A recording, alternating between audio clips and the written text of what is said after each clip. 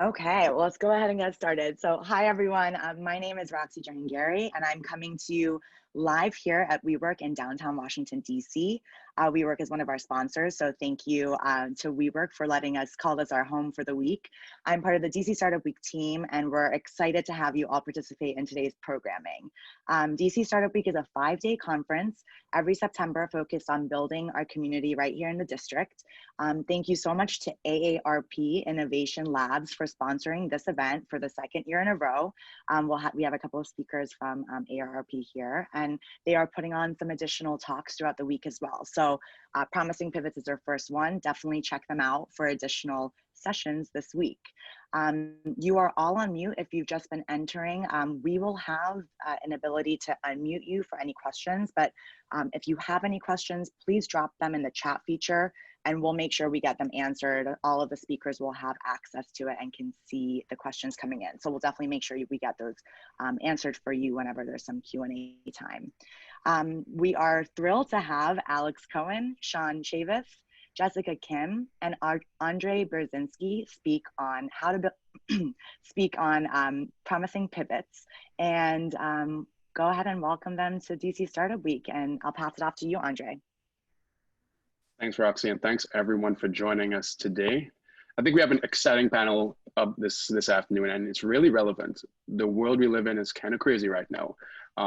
Every day something seems to be happening, which as part of being an entrepreneur, as part of being a founder, the reality is you have to adjust, you have to pivot.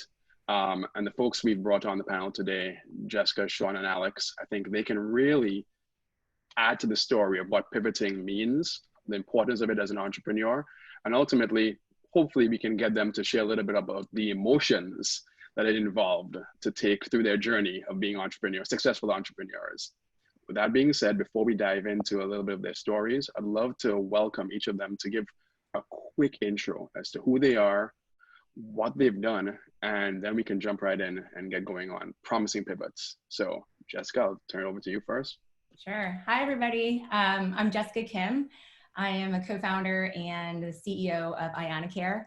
And ianacare is a platform that mobilizes and organizes all the different layers of support for the millions of family caregivers who are doing the bulk of care for our elderly and anyone of any age who has a chronic condition.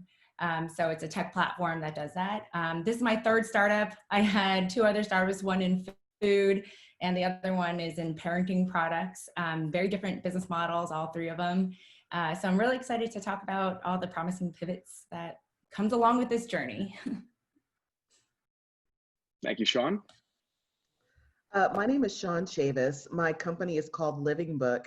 We offer customizable cookbooks for people who are living with or at risk of chronic disease. This is my 3rd company. I previously had a content marketing business called Salt Shaker. And then before that, I co-founded a food blogging conference called Food Blog South. Excellent. So Alex, I'll turn it over to you.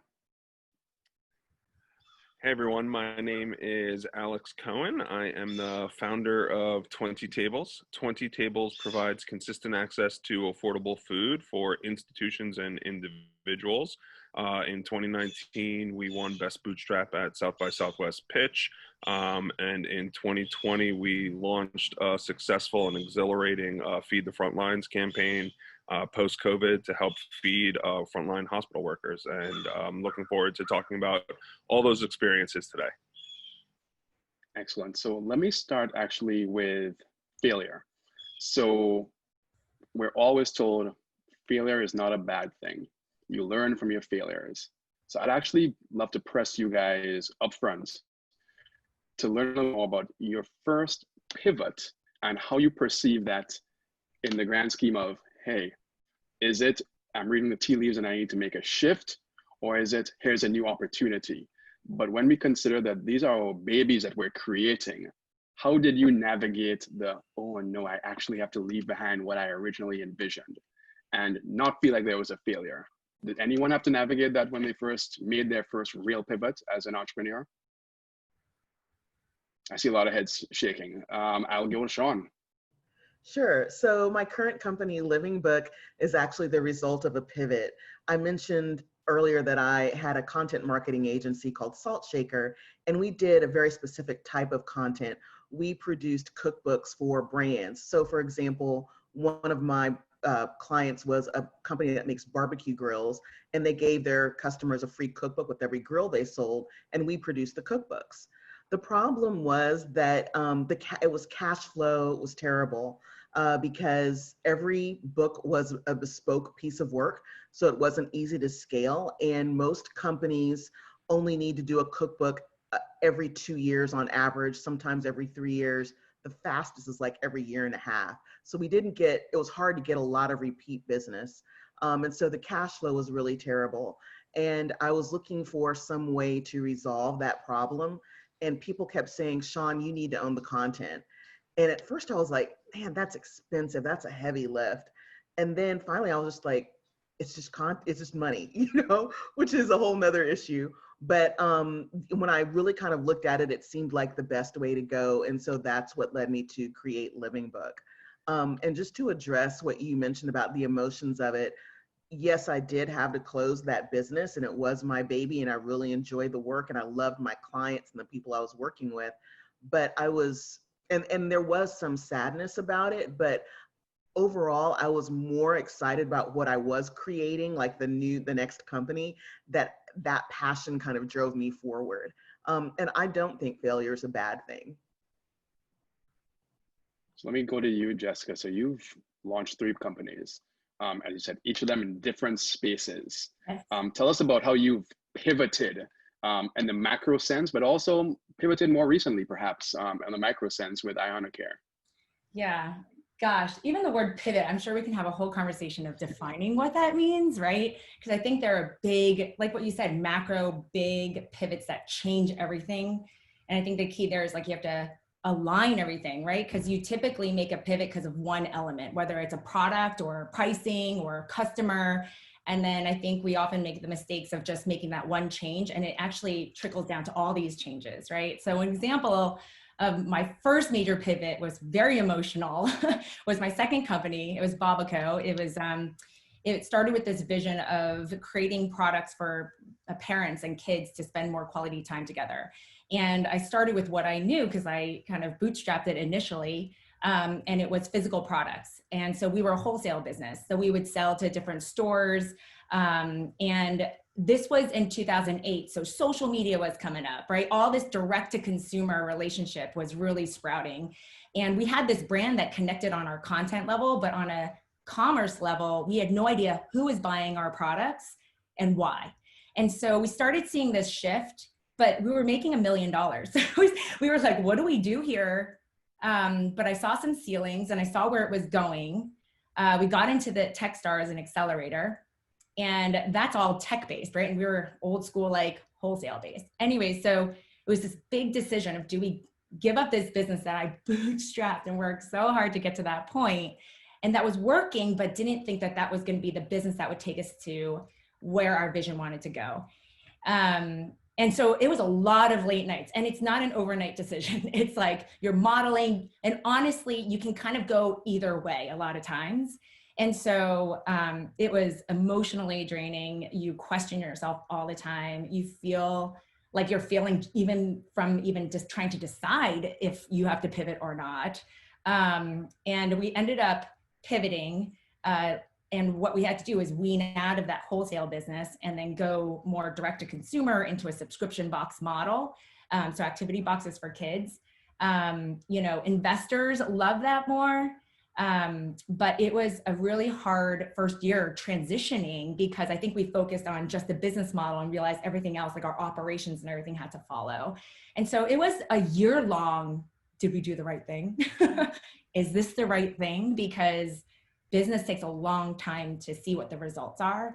But I would say after learning that, and then more recently, learning from that, I realized, okay, we got to root ourselves in what really matters, which is serving your end user. That should not change, right? Like how you do it, the business model, the product, those can change. So I feel like when you pivot, in dancing or whatever, you're heel is still on the ground and you're like pivoting, you're looking a different direction. So you have to change your view and perspective and everything, but you got to root yourself in that. And so with IanaCare having been my third, I'm like, okay, we're going to pivot, but we're not going to change who we're serving. It's just how are we going to get to them? And so it was less of a drastic pivot. And it was more, I would say, like pivoting to get to the evolution of where we need to go. So. Got you. So Alex, let me kind of play off Jessica's dance metaphor a little bit. So can you talk a little bit about how you may have rooted yourself in, you put your feet down and you have got a grasp, and then something comes to the side and you have to turn a little bit. Can you talk a little bit about where you've experienced that? Yeah, to expand on the dancing metaphor, there's not a lot of moves that require you to have both feet firmly planted, motionless, right? And if entrepreneurship is a constant dance and push and pull between product and market, supply and demand, the idea that you're going to have both feet permanently planted firmly where they are and not trying to move to wherever your customer ultimately is going, I think is a losing proposition in the first instance. So I think what really entrepreneurship is, and this goes back to Jessica's, I think, initial point, which is we could have a whole conversation on what a pivot is, right? Is it a 1 foot pivot? Is it a 2 foot pivot? Are you changing the product? Are you changing the market? There's a lot of different ways to navigate around things that you've built and apply them, or markets and customers that you've collected and service them. So there's a lot of different ways to navigate turbulent waters if you keep your focus firmly on providing value. And for us, for 20 Tables, I think our first main pivot came about from a failure, which I think is relatively common in B2C and direct-to-consumer companies, which is learning that ultimately that model is, in a favorable characterization, very difficult to hit with positive unit economics and scale. So for us, we learned that it was business-to-business relationships that are really driving then end user engagement. So a business to business to a consumer business model, which both required a change in narrative from a company standpoint, a change in marketing outreach from a company standpoint. And in that way, going back to where we started with the dancing metaphor and 1 foot, 2 foot, right? We had the same product, which was consistently affordable food, which is what my company provides. But we completely leaned it into different wins. And with that at our back, that pivot was able to catch those wins and really kind of help us take sail. So there's a lot to learn from those failures, as well as recognizing the value that you do provide, even when you're starting to see shortcomings in the overall business that you've initially endeavored to create. Got you. So again, a lot of great themes here, and I like to hone in a little bit on the theme of ultimately your end user, your customer. Who are you building for? And in the very early stages of product development, of creating a business, you are testing and learning every second of the way. But let me ask you guys a question though. How much as successful entrepreneurs right now do you say you are able to navigate the circuitous route with gut versus data in the early stages? I'll jump in just real quick on there. I think that depends on the resources you have available and the constraints. And resources doesn't necessarily just mean capital. It also means personnel and talent. I think the fewer resources you have, the more constrained you are to gut. And the greater resources you have, the more ability you have to experiment. And therefore, use those resources strategically, though draining them consistently. That would be my view. I'd be interested to hear what Shaun and Jessica have to say. I don't know why this comes to mind, but I do lately love analogies or just visual. So what came to mind, I've never thought about this before, was like a gut sandwich. Like I feel like Shaun likes this because of food. Oh, you guys are both in food. But like what came to mind was like, you have this gut feeling that whether it's for your personal experience or something you read, or something to make you say, what do I need to know more about, right? I think you go out and you seek it, and then you got to find data though. Like however big, I agree with Alex. Like, I mean, it depends on your resource, like how much data, but at any point, even of one conversation or 5 conversations with consumers or research that you can do, you need to back it up. Otherwise, you're just going off of your own experience, which we all know, especially with everything going on in this world today, it can be a very biased experience, right? And so I think it's like, you have gut though to say, okay, what else do I need to dig into? This is interesting. Kind of put some data in there, but then, you know, data can be skewed in any way of what you want it to, but you need to then put like, you know, like look at the data and say, okay, what am I pulling for this? What is this telling me based on what our goal is, right? Or what we want to solve. And so I don't know, I think like a gut sandwich, or it's like a little mix of both. Because you do need both. Data alone, I feel like, will also skew you to not really serving the human problem. So.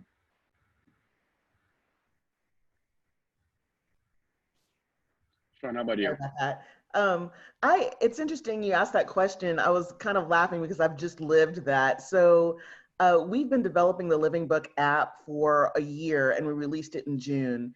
And leading up to that, I'd say from November up to the time that we released the beta, we were busy like testing different social media platforms and, you know, Google AdWords and language. And we have this very beautiful food photography. I hired some of the best food photographers that I knew from my career in publishing. So these are people who work for like major media. So we had some very beautiful food photography, and I thought, you know, I can leverage that based on my experience in my previous career. I thought, you know, this would be great. And so to your point, Jessica, you can't always go on experience. But so we found out that Pinterest worked really well. You know, it's a very visual medium. It's kind of like a visual search engine. So we spent months kind of building up our audience. 85% of the traffic to our website was coming from Pinterest, and we were getting 4,000 uniques per month, and we hadn't even launched yet, right? And then so we put the app out there and nobody converted. And so when we looked deeper, we realized that our product is really for people who are feeling the pain point of having just been diagnosed with a chronic condition. So those people tend to be, I'd say probably in your late 30s is when maybe the doctor might say, hey, you need to watch this or that. And then, you know, people over 49, half of people over 49 have 2 or more chronic conditions. So as you get older, you know, we're all more susceptible to chronic conditions. But the audience that was coming to us from Pinterest were 18 to 24-year-olds who were interested in healthy eating, but weren't necessarily feeling the pain point of what we offer. And so now we've had to pivot our marketing strategy to really find the customer that's feeling the pain of, I've just been diagnosed and I don't know what to do, help. And so, we're living that right now. Shaun, can I actually ask you a question? And don't feel like this is an inquisition at all, but it's as part of the pivots. You found that there were some millennial audiences that were really intrigued by your upfront proposition, but they weren't converting to what you were ultimately trying to solve for. How come you didn't pivot that side of your business and say, I'm going to now just target the millennials because they seem to be liking what we're serving at the superficial upfront level? In some way we decided, because we are a young company, we wanted to get some traction in. I bootstrapped, by the way. So, and the development took a little bit longer than I thought, in part because of a delay caused by COVID. It really interrupted our development team. So I was desperate to get some early traction in. So we decided to put together a book, and it should be going live this week, that would really kind of capture that younger audience. But when I look at the projections of what our original intent was to really service the market of people with chronic disease, we feel like it's a more valuable business to pursue. So that's what we're doing right now. So we're kind of got one foot in each pool, so to speak. And that makes sense. So direction. Yeah. It makes sense, because I was going to ask a little bit there then. Again, quick wins versus maintaining your long-term vision and values. Jessica and Alex, how have you all kind of navigated that as well? I'll jump in real quick. I'm living that right now, post COVID.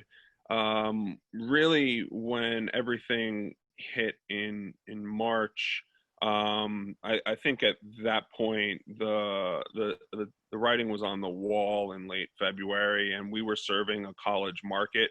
So there was already noise within the administration about taking precautionary measures, including closing campus down. So we started thinking about what shutdown would look like in late February. So we had the benefit of some time, and really what we knew and what we wanted to do was a few different things, and it was to keep our stakeholders engaged. And our stakeholders are our customers, our vendors, and ultimately the philanthropies and the charities that we work with. So taking a step back, looking at the resources and value we provided and provide, we decided to launch this Feed the Front Lines campaign, which brought together those stakeholders around a solitary purpose and common cause. But I think that when the water really does get choppy like it did, it's important to identify the value that's at the core of what your company provides, and whether or not that value is durable in the new world. Number one, right? If you have product and market, and what you're ultimately seeking is product market fit, if the market just completely disappears, and this piggybacks into a couple of questions that one of the folks viewing has asked, when have you done a complete pivot where you've gone 360? I personally haven't, but I know companies that have, that pivoted away from direct to consumer, that leaned really hard into B2B. And then when COVID hit and businesses emptied out from their physical locations, the businesses that service those entities also got hollowed out. So they had to lean back into direct to consumer. So it really is a matter of identifying what's durable about your business model and what do you want to continue to advance in terms of value. For us, 20 Tables, there's a lot of companies in the food space, full stop. There's a lot of companies really in every major market that do food truck operations in one way or another.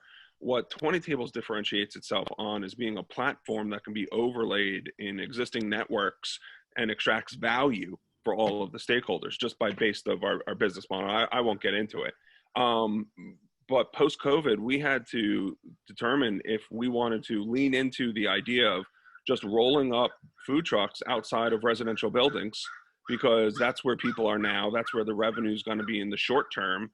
And we can adjust how we operate. We can adjust our revenue model, all of that, and lean into being a company that we never aspired to be. Or we can try to identify opportunities that to a certain degree maintain the type of platform and value that we initially sought out to do. And it's a longer term path. The shorter term path would be just, okay, get whatever cash you can in the moment. But I think it's that balance of, but do I want to then become that company?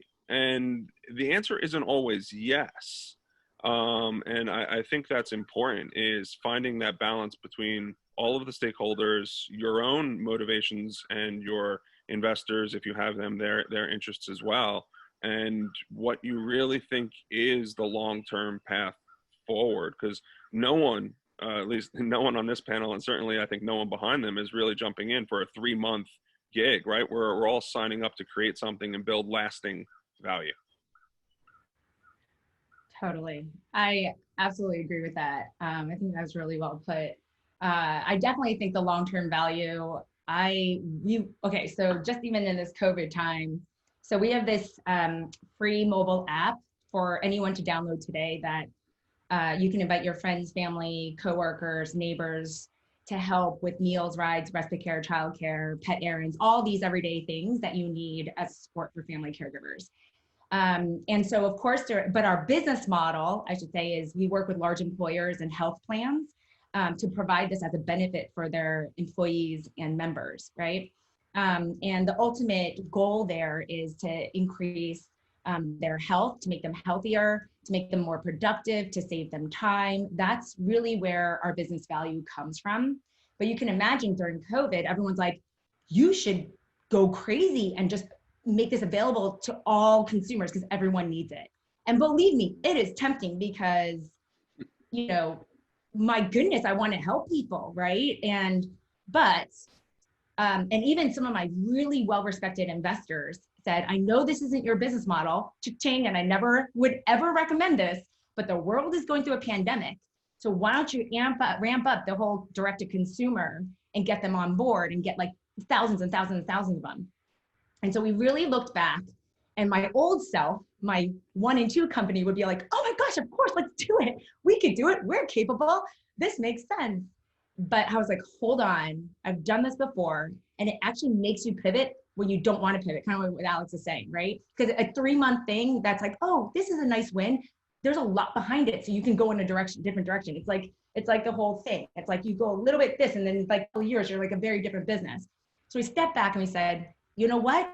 No, we are not going to ramp up. Like, people can download it, but we're not going to invest in marketing. We're not going to put any team's effort towards it. If they find it, great. I'll do social media. I'll do the free stuff. But no, we're not going to put effort. We're going to stay focused on locking in this large employer because they also will need it. And if it doesn't move us forward to that goal, it is the distraction. And that was hard. In that moment, I was like, am I doing the right thing? Am I doing the right thing? And even my investors were split, but we stuck to it.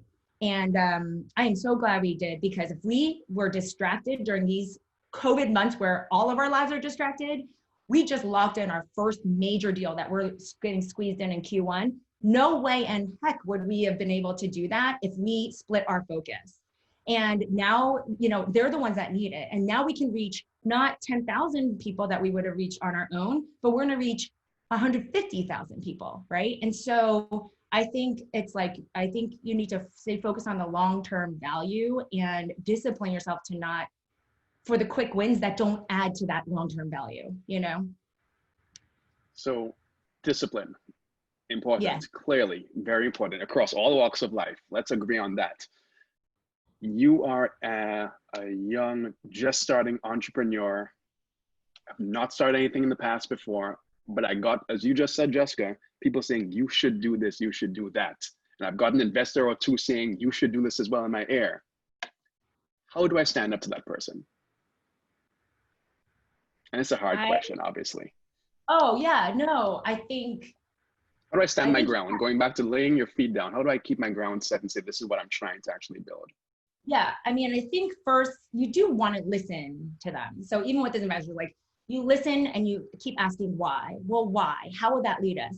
And if they're an investor of yours, the good thing is, and well, this is a whole other conversation, how you get investors that are aligned, but assuming that you're aligned after the same goal, you guys are on the same team. So I think it's pressing them and saying, I just want to learn from your perspective, why do you think we should go after this win? How is that going to get us to our shared, already stated goal? Help me see that.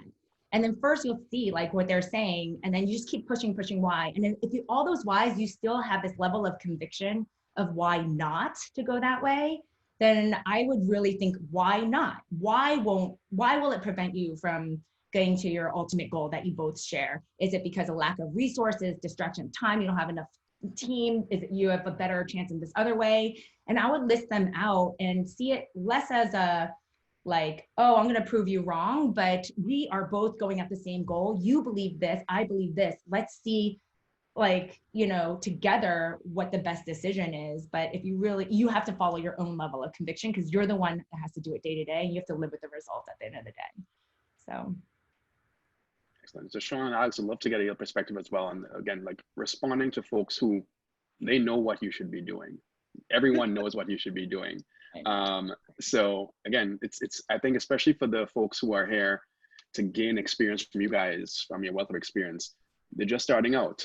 How do you have that conversation? It's not a battle, it's a conversation. As to Jessica's point, it's a shared goal. Both, or we're all in this together. How have you had those conversations with respect to people kind of pressing you as to what you should be doing? Sure. And that's something that I've lived to. I'm in a couple of accelerators where I have a lot of mentors around me. And sometimes those interactions are so quick, it's almost like speed mentoring. And so they really don't have time to really get your vision, much less, invest in sharing in it. And so they'll throw out ideas that really aren't true to what you're doing. And so I think part of it for me is to be really grounded.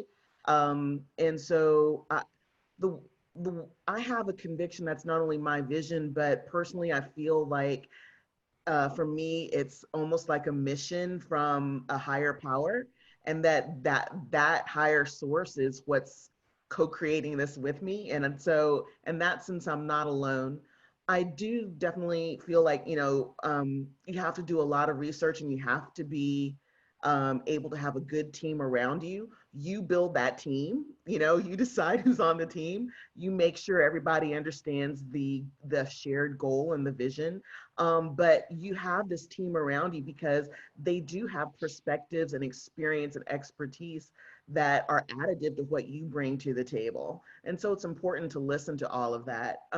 But ultimately, I feel like as the CEO, you're the keeper of the vision and the goal. You have to defend the customers that you're trying to serve. You have to defend the stakeholders. And so I think you just really have to be discerning about staying true to the mission and what's going to get you there. And so, yeah, sometimes you have to have, the conversation that I don't see how that's going to get me to my goal. Can you tell me more? Or I don't think this is the right step for us right now.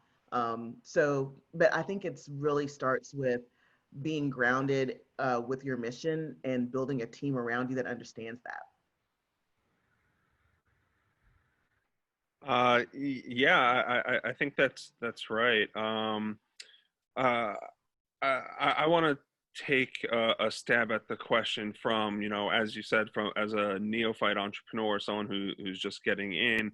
How do you gain the confidence, I suppose, to stand your ground against people who seemingly have, just incomparable experience, right? They've been there, they've done that, they're experts. Everybody's an expert.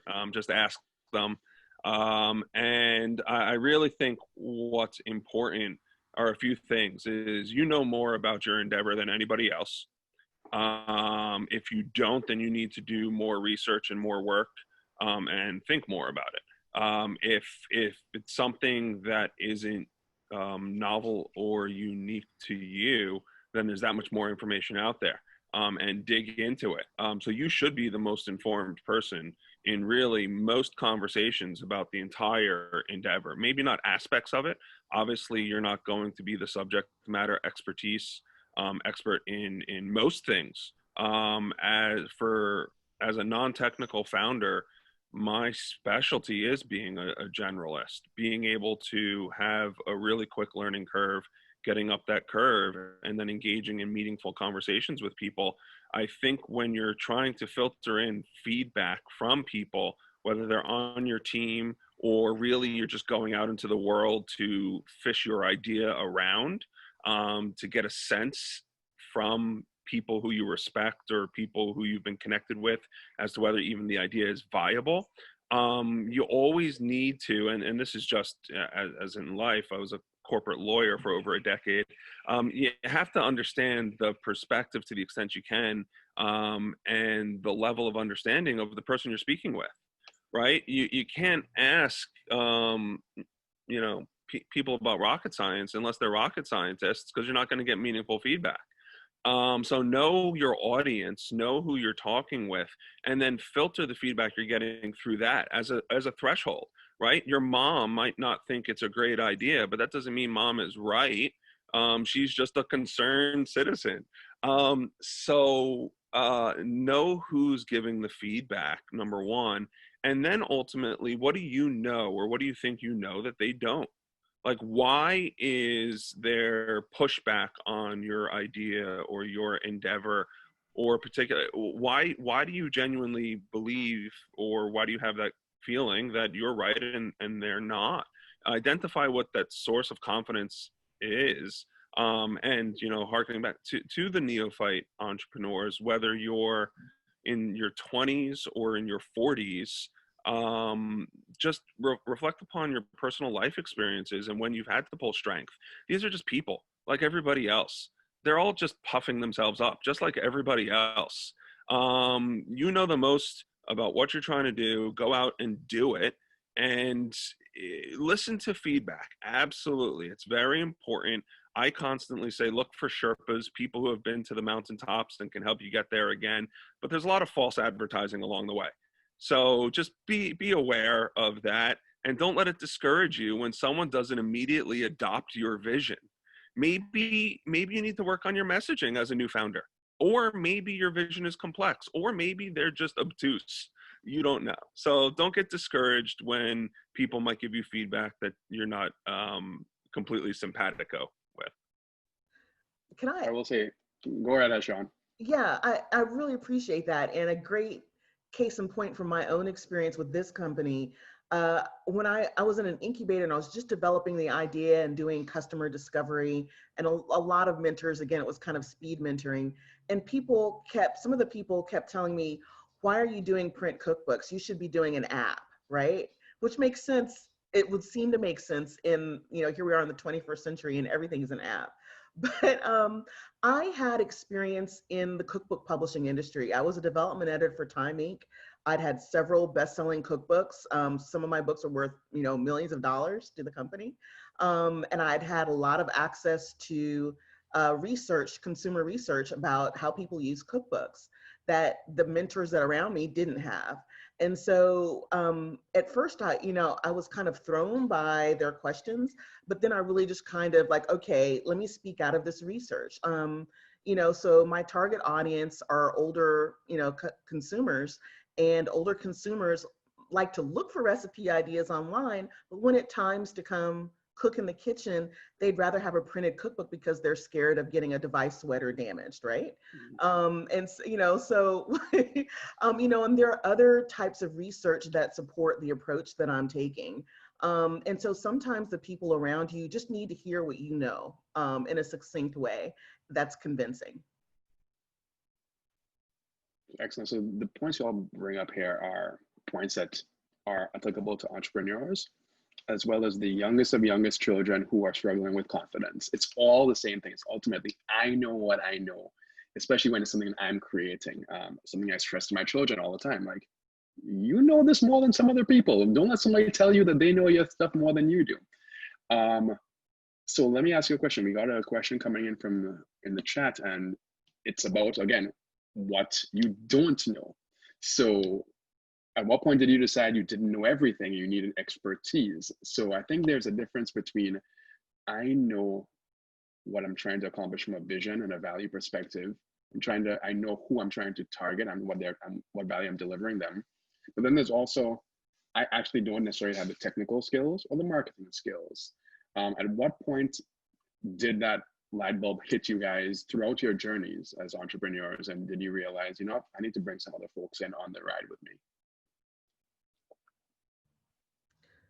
For me, like day one, like you should assess immediately what you need to do to get it done and what you can bring to the table and what you don't. And then you need to kind of look into what kind of expertise do I need to bring here and start looking for it and give yourself time to look for that expertise.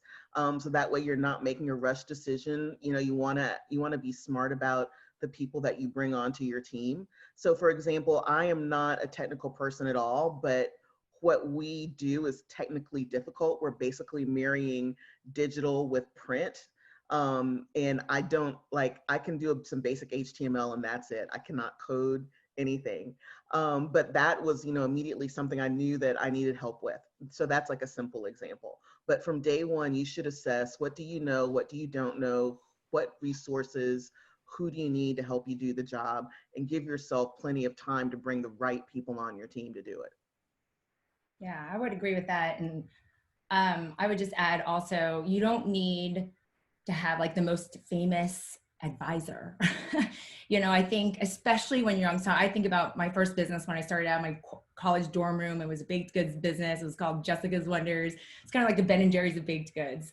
So, but I was 19 and I, knew how to bake in my kitchen, but I didn't know how to bake in a commercial kitchen or even how to create a recipe.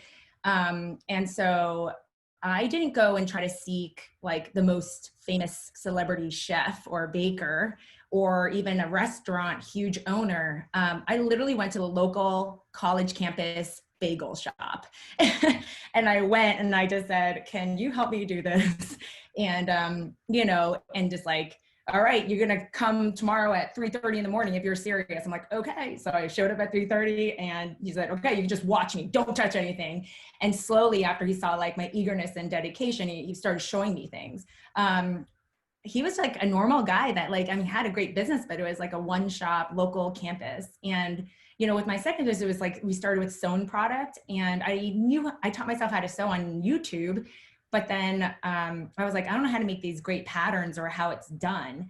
So I went to, I didn't go seek like a famous fashionista or another fashion entrepreneur. I literally went to my dry cleaners, local dry cleaners, and I went to the woman who would sew on your buttons or helped you do your wedding dress. And I said, can you help me make this ugly prototype that I stapled and duct taped and turn it into a pattern? And she said, okay, well, come at 8 p.m. because that's when I'm off. And then you still have to pay me. I said, okay.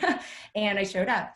And so that's all to say that, I totally agree from day one, fine, but you can just find someone that just knows a little bit more than you.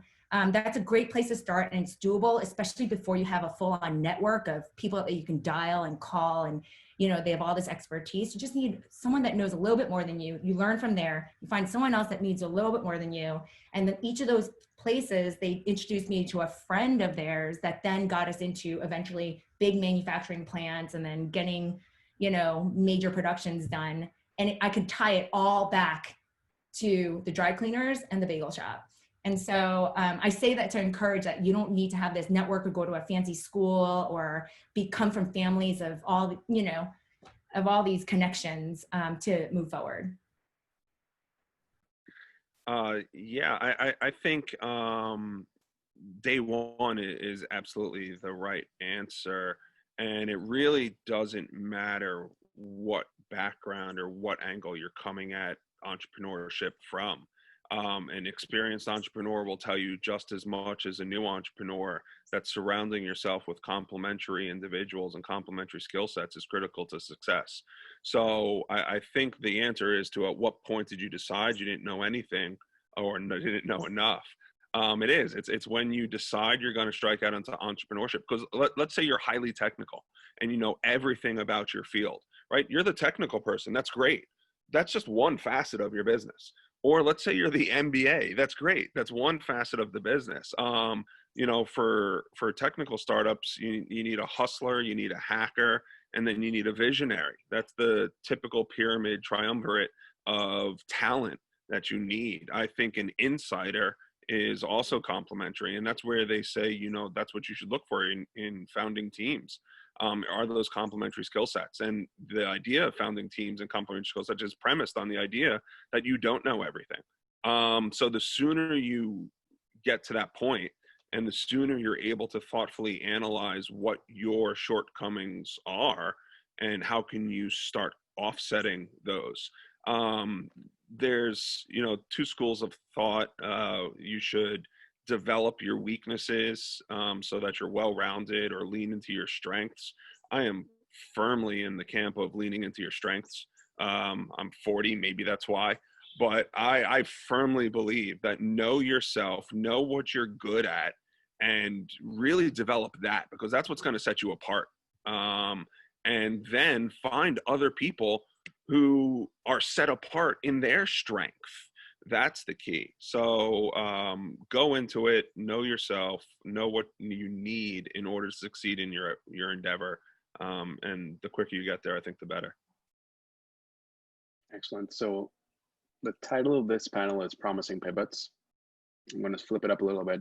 I'd love to get your perspectives on pivots that turned out not to be so promising on the back end.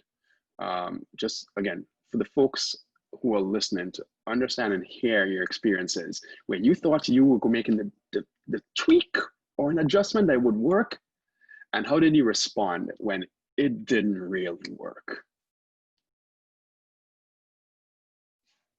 Jessica, you're noodling. I'll start us off. She can keep going. So I'm living that right now with 20 tables and us leaning into the higher ed market. What we were doing at George Washington University was doing a full partnership with GW Dining in order to start assuming large scale responsibilities for their dining program, which is a huge market of captive dollars. And we did a lot of tech development around that opportunity. We integrated with a third party. We did a lot of work around it. And we were up and running for 4 months, and it was beautiful. It was exactly what you want, right? We caught the wind that we were looking for, and early March, it just all slams to the ground. But like I said earlier, we had a couple of weeks of heads up that this was coming around. And what we really, the metaphor is we started looking for a different wind, right? We started to say, okay, this engine that we've created is about to collapse, not because of a shortcoming of anything, which is not really comforting in the grand scheme of I want to create something, because regardless of the reason, if it doesn't get built, it doesn't get built. But it helped us recognize we're still providing value. It's just the circumstances that have arisen, and where can we apply this value? And what we did was we leaned in quickly into the Feed Us Frontlines campaign, and we're actually now expanding that to a few different markets under a different moniker, which we're going to announce next week. So it's really, I think, for my experience is you're constantly just looking for a source of wind. You're looking for what's going to propel you forward, and you know, whichever metaphor we want to use, you're constantly moving around. You're pivoting 1 foot, 2 foot, red foot, blue foot, and just trying to get there. So. Anyone else have an example where, again, the winds just died? Even though you thought you were moving along quickly, the winds just died. How did you respond? Well, I'll definitely, I don't know if so in my last company, Vodka, with the first major pivot, that is my pivot example. Well, one, I think I have learned that if a bunch of investors tell you that some kind of business idea or something is really exciting and you should think about it, don't just jump on that. I realize a lot of investors, their strength to the table is that they see a ton of different things, and they can also do pattern recognition. But they just hear and get pitches, and they see kind of what's trending and what's happening. That doesn't always mean that that is the right long-term pivot or decision for you. And I didn't know that. So with Babaco, it was the first time we got venture capital. And so I thought they were gods. Like, I were like, oh my gosh, like, you know everything, you see it all. And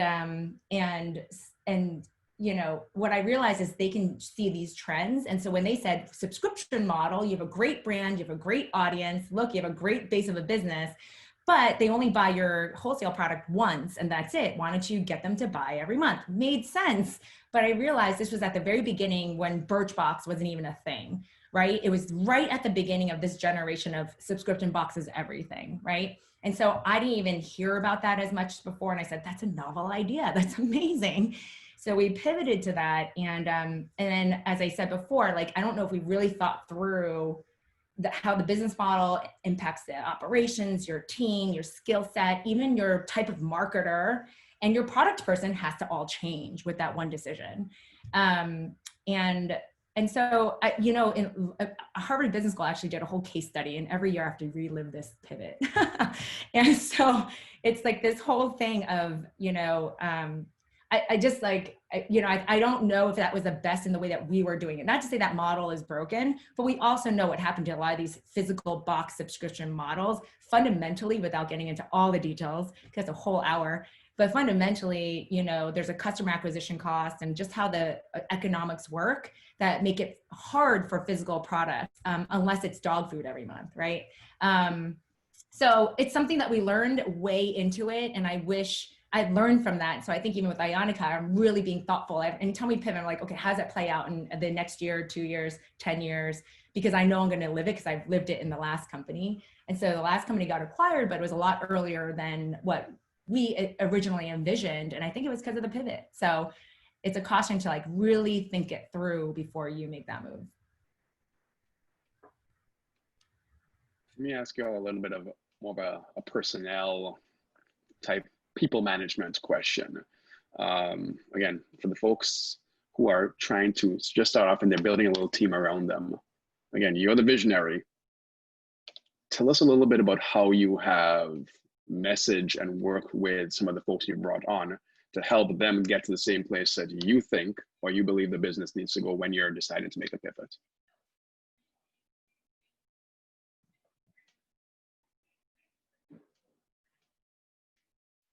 Anyone here, anyone, I'm sure someone has had to sit down and say, you know what, let's get on the same page. We need to be on the same page with this. Yeah. Oh, Alex, you want to go? You're muted. Yeah, sure. Yeah, absolutely. I think knowing your team is really important. Knowing what knowing what motivates them in the first instance to work with you as a startup, to work for your company. Is it ultimately the mechanism with which you're currently delivering? Is it the end user? Is it the people you're surrounded with? And understanding that can really help provide insight as to how to best position executive decisions, really just generally. Some people are just driven by camaraderie, and the actual direction is incidental to the experience of building and being part of a team, whereas other people are driven by the market you're trying to service. And those people might be much more sensitive to pivot away from that particular market.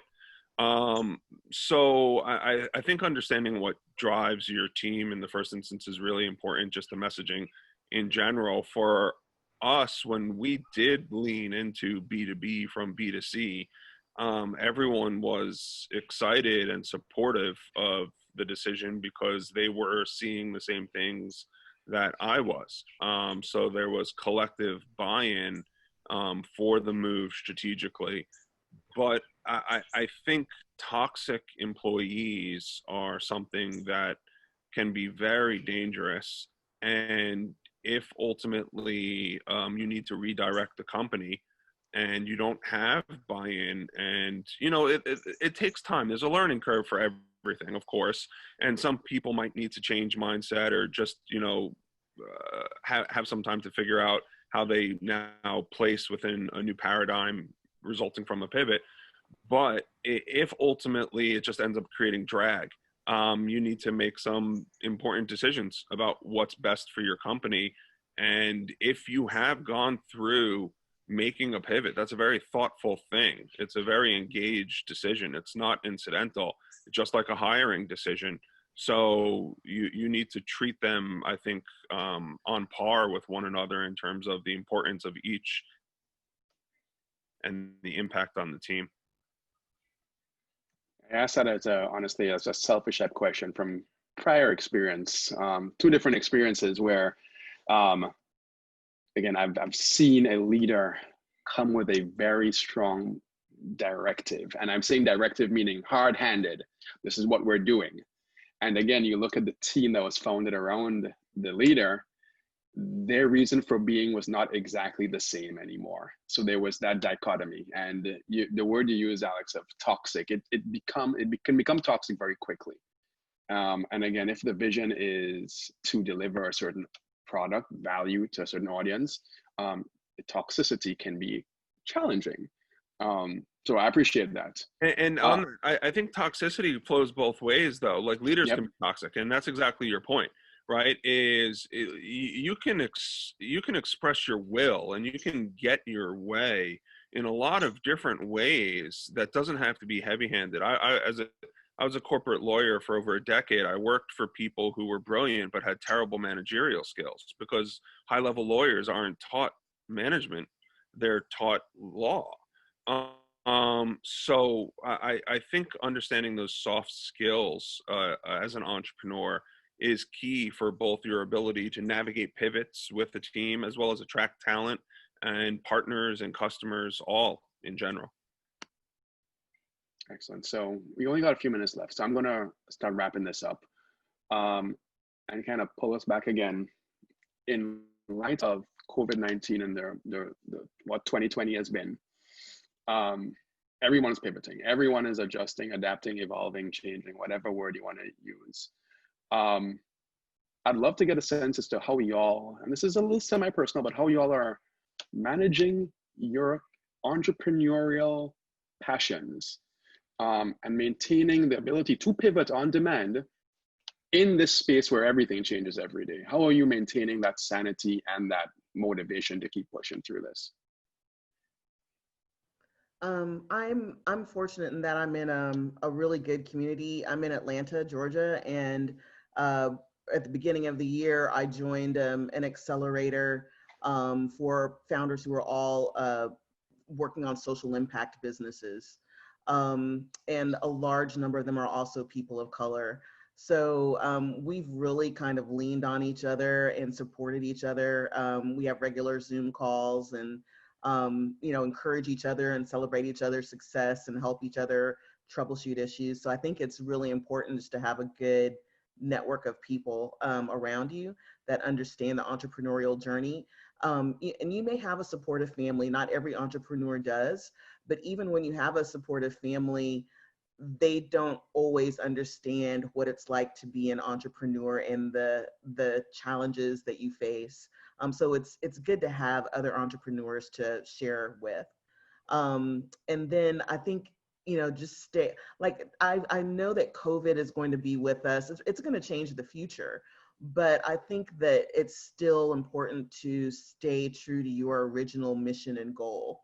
So just like some things about COVID are going to be temporary. That is like 18 months or 24 months.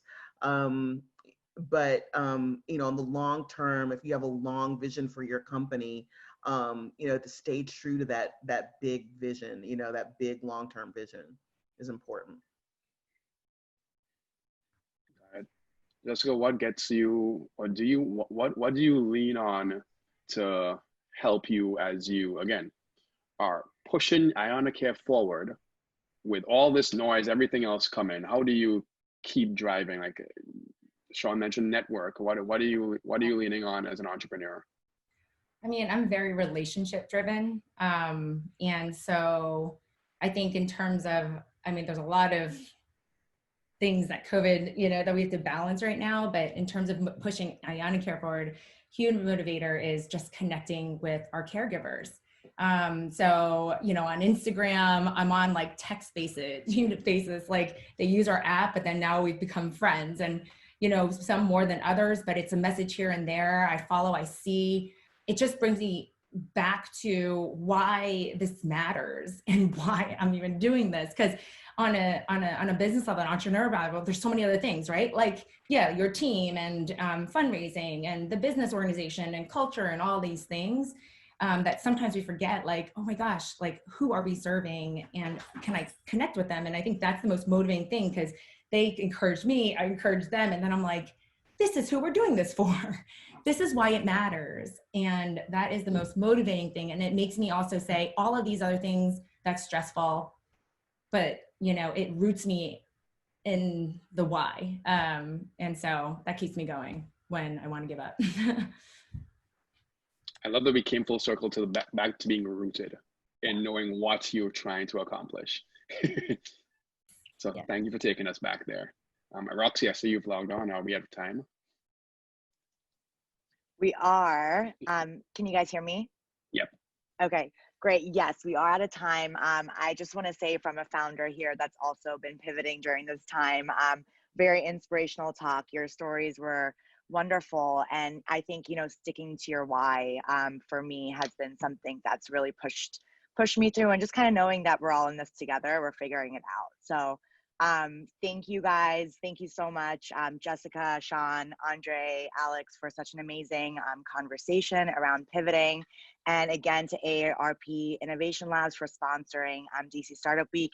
You guys are such a huge part of this community, and we could not have done it without you. So Best of luck in your businesses, and we hope to see you soon. Thanks everyone for joining, and have a great rest of the week. Hope you'll join us for some future sessions. Thank you.